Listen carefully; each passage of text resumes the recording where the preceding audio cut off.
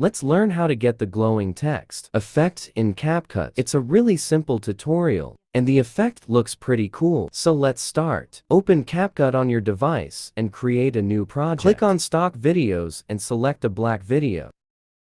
Then you want to add the text to the video. You can add any text animation, font style, and so on. So when you add the text and select the animation, then click here to export your video to the photo gallery. The next step is to go back and create a new project and select the video that we had just exported. Now click on Effects. Then go to Details and find an effect that's called Luminance.